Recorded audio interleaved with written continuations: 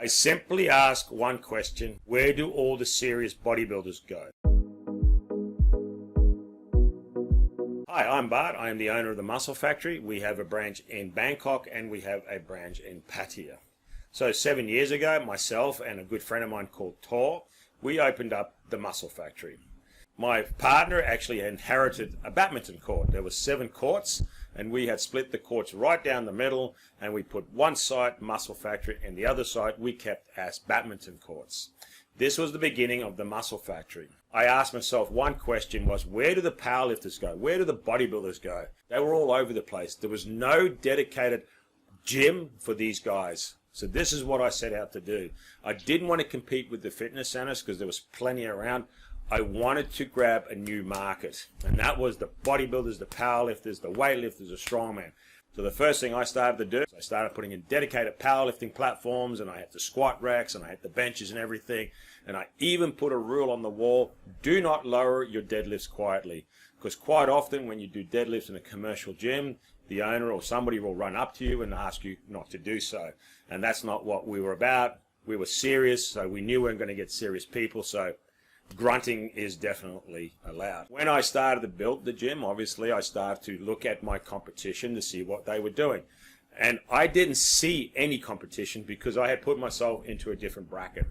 I read a book called Blue Ocean, Red Ocean Strategy, and it was basically, if you're in a saturated market, create your own market so you're the only fish in the pond rather than you with millions of fishes in a small pond. What I had done also was I immediately went onto the social media. And at that time, Instagram was its own platform. So I joined Instagram. And I don't know much about technology. I'm old school, but I had to learn, and that's what I did. The way I marketed the gym was different to what I had saw my competition do. So I started thinking different. I was thinking about what could I, with my knowledge, give to the community. And that was nutrition and training. I started by doing nutrition videos, telling you what vitamins do, telling you what protein does.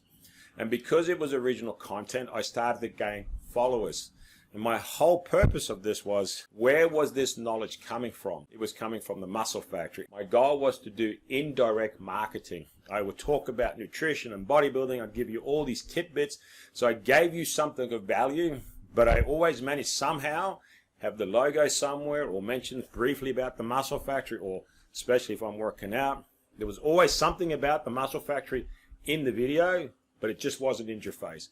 And I think that was one of the reasons why I started to succeed so quickly. Within about 3 years, we were already on to phase 2.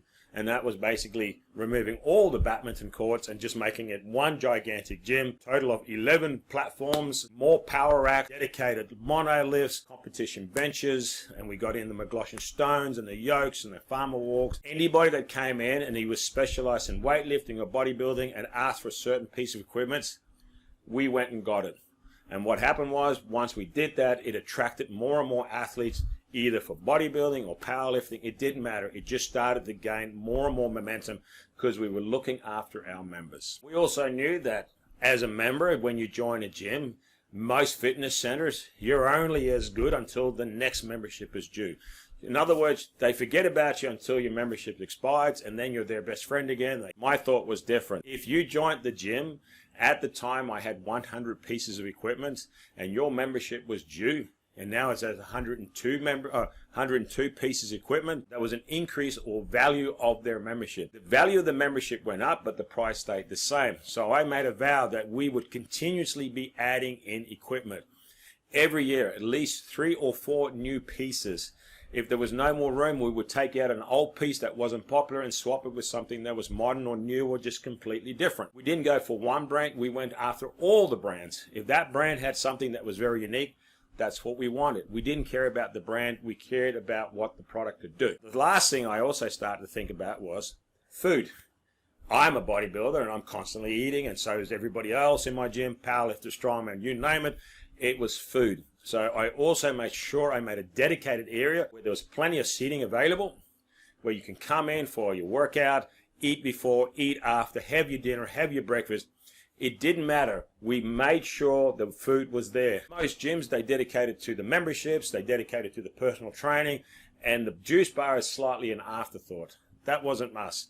I made the juice bar one of the main revenue earners. It was a no-brainer to me, and that is how I ended up making Muscle Factory so successful so quickly. And I haven't stopped there, because at the end of the day, the goal of the Muscle Factory is to make the mecca of bodybuilding in Asia, and hopefully achieve my goal of making this the mecca of bodybuilding in all of Asia.